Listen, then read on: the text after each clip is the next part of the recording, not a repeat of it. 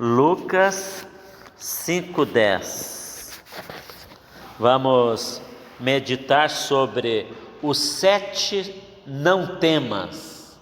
Nós vemos aqui no Evangelho de Lucas esta expressão não temas 7 vezes. E nós temos que saber que esta palavra também é apropriada a nós em nossos dias. Jesus também fala conosco em várias circunstâncias e situações. Não temas. Evangelho de Lucas, capítulo 5, verso 10. Assim diz a palavra. Bem como de Tiago e João, filho de Zebedeu, que eram seus sócios, Jesus disse a Simão: não temas, doravante serás pescador de homens. Olha como o Senhor prepara Simão para esta obra de evangelização. O Senhor fala com Simão Pedro: não temas, Simão Pedro, eu farei de você um pescador de almas. Não era para temer os homens. Muitas vezes não fazemos a obra da evangelização porque tememos o homem. E quando tememos a aparência do homem, isso impede com que nós evangelizemos, façamos a obra que Deus quer que façamos. Então, o Senhor também direcionou esta palavra a confortadora, animadora aos seus discípulos, dizendo-lhes: não temas. Também o Senhor não quer que nós não temamos quando as orações demoram a ser respondidas. Isso nós vemos lá em Lucas capítulo 1, no versículo 13. Capítulo 1, versículo 13, em Lucas, que diz assim a palavra de Deus: disse-lhe, porém, o anjo: Zacarias, não temas, porque a tua oração já foi ouvida. Isabel, tua mulher, te dará à luz um filho, a quem darás o nome de João. Então, Zacarias recebeu esta palavra da parte de Deus também, em Lucas capítulo 1, verso 13. O anjo lhe disse por parte de Deus: não temas, Zacarias. Zacarias era sacerdote e ele estava no templo. Sua mulher vai dar luz a um filho. O nome que você vai dar ao seu filho é João. Olha que promessa maravilhosa que Deus entrega para Zacarias naquele momento que está no templo, orando, fazendo suas orações, suas petições. E quantas orações ele fez, e parece que a sua oração estava sendo demorada em ser respondida. Mas o anjo naquela hora fala: não temos, porque sua oração já foi ouvida. Nossas orações são ouvidas no momento que nós a fazemos. Deus, ele ouve todas as orações. A questão é esperar a resposta que vem do Senhor. Para nós parece estar demorando, mas está dentro do horário de Deus, está dentro do plano de Deus para as nossas vidas. Na hora certa ele vai responder a sua oração, como ele respondeu a de Zacarias, que o anjo falou da parte de Deus, confortando seu coração. Deus já ouviu sua oração, não temas, sua mulher te dará um filho. Então este também é outro não temas no Evangelho. Não temas quando as orações parecem estar demorando em ser respondida. Mas também nós vemos no capítulo 1, versículo 30, leia para mim por gentileza: não temas diante de grandes privilégios. Pode ler. Disse-lhe então o anjo: não tema, Maria, pois achaste graça diante de Deus. Que privilégio, achaste graça diante de Deus. Mas o desafio era grande também. A palavra primeira do anjo com Maria foi: não temas, você achou graça aos olhos de Deus. Mas um desafio estaria diante dela: dar à luz ao Filho de Deus. Uma missão difícil, humanamente falando. E nós temos que entender o aspecto humano de Maria ao receber aquela missão, porque era uma grande responsabilidade que Deus colocava em suas mãos, dar luz ao Filho de Deus. Mas o anjo vem trazendo também uma mensagem da parte de Deus para confortar e animar o coração de Maria, dizendo-lhe: não temas, não tenha medo, Deus é contigo. Nós não precisamos temer as más notícias, nós não precisamos temer a morte, não precisamos temer as enfermidades, não precisamos temer o mal, não precisamos temer o dia mau, o dia ruim, não precisamos temer nada nesta vida, porque Deus é por nós. E se Deus é por nós, quem será contra nós? Então não temas diante de grandes privilégios. Às vezes Deus quer colocar uma missão gloriosa numa posição mais elevada, e às vezes o medo vem e o Senhor traz uma palavra certeira ao nosso coração: não temas, porque eu sou contigo. Vemos também no capítulo 2 de Lucas, versículo 10, que o anjo também traz outra mensagem para o servo do Senhor.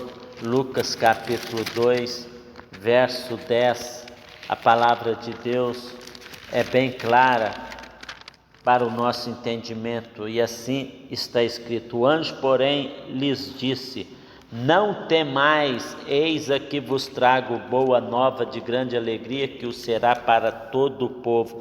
Então não temas perante grandes surpresas.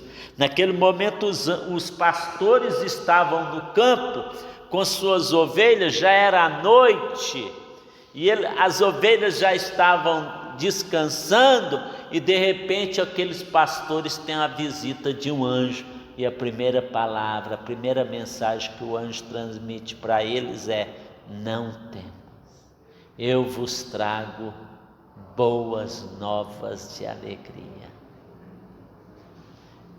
E o anjo então vai anunciar sobre o nascimento do Messias, o nascimento do Rei, do Senhor Jesus Cristo.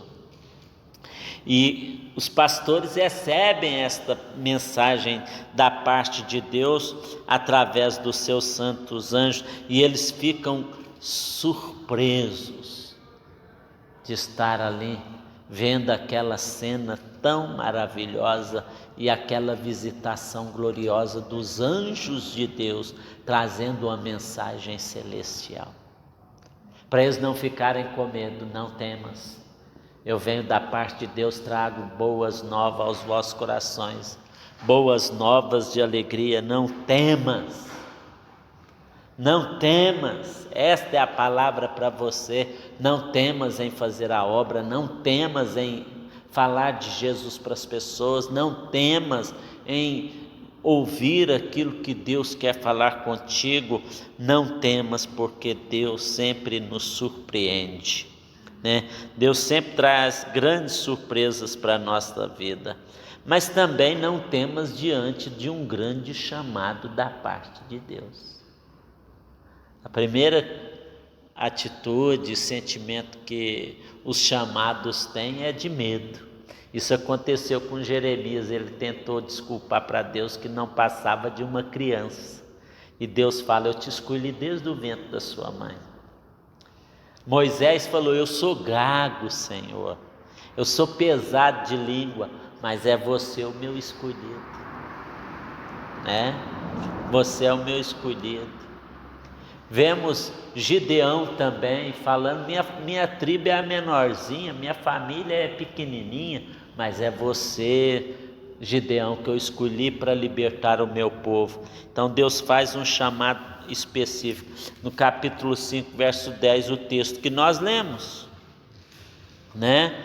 Quando ele fala com Simão: não temas, doravante serás pescadores de alma. O Senhor está dando ele o que? Um ministério de evangelismo.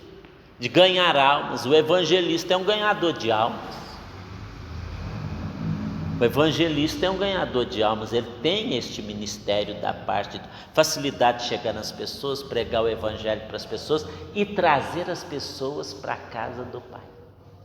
Não é só pregar, o evangelista vai além, ele não tem timidez para falar, para convidar e para trazer as pessoas, ele traz as pessoas para dentro da igreja. Este é o papel de um evangelista. Ele prega, ele evangeliza e ele traz as multidões para a igreja. Você vai ser pescador de almas, Simão. Estou te dando esse ministério de evangelista, ganhador de almas. E diz a Bíblia, quem ganha almas é sábio. Amém? Amém. Então entenda esta questão. O evangelista é aquele que prega, mas também traz as almas para a igreja. E as almas seguem o Senhor Jesus Cristo. Não temas em grandes aflições. Momento que você está aflito, não temas, porque Deus é contigo. Vamos ler Lucas 8:50. Lucas 8, verso 50. Quem pode ler? Jesus, porém, ouvindo, respondeu, dizendo: não temas, crê somente e serás salvo. Então Jesus falou com aquele jovem: não temas, crê somente e serás o quê? Salvo. Só você crê, você vai ser salvo, diz o Senhor Jesus Cristo com aquele jovem. Crê somente, não temas, crê somente e serás salvo. Está falando com quem? Com Jairo, porque sua menininha estava morta, o Senhor a ressuscitou. Não temas, Jairo, ela vai ser salva, ela vai ser salva, Jairo. Não é maravilhoso uma mensagem dessa na hora de dor, na hora de perda, que ela morreu? O Senhor vem trazendo esta palavra confortadora: não temas, Jairo, ela será salva, ou seja, eu vou revivê-la. Então Deus é poderoso para fazer infinitamente mais tudo que pedimos ou pensamos, conforme o seu poder que em nós opera. Deus, ele faz além, meus irmãos. Jairo foi surpreendido com aquele milagre da ressurreição da sua filha, em momento de grande aflição. Sua alma estava chorosa, estava quebrantada, estava em aflição, porque era a sua carne, o seu sangue, a sua vida, a sua filha. E naquele momento de aflição, o Senhor chega a ele e fala: não temas, não temas, eu sou a solução. Não temas, eu tenho a resposta para tudo. Não temas, eu vou mudar a sua aflição em alegria. E Jesus fez isso. Mas também, meus irmãos, não temas devido às necessidades diárias. Às vezes as contas chegam, às vezes tem uma necessidade: poxa, eu não estou tendo o dinheiro que eu preciso, eu não estou tendo esse recurso que eu preciso. Diante das necessidades diárias, o Senhor fala conosco: não temas, não temas que eu te socorro. Lucas 12, verso 7, a palavra de Deus é bem clara em falar esta mensagem confortadora aos corações. No capítulo 12, versículo 7, olha o que ele diz: até os cabelos da vossa cabeça estão contados, não temais, bem mais valeis do que muitos pardais. Então, o Senhor deu esta orientação aos seus discípulos e dá a nós hoje. Não fiquem preocupados, não fiquem ansiosos diante das necessidades diárias. O vosso Pai sabe muito bem do que você precisa, assim como Ele cuida dos pardais, dos lírios do campo, Ele também cuida de ti.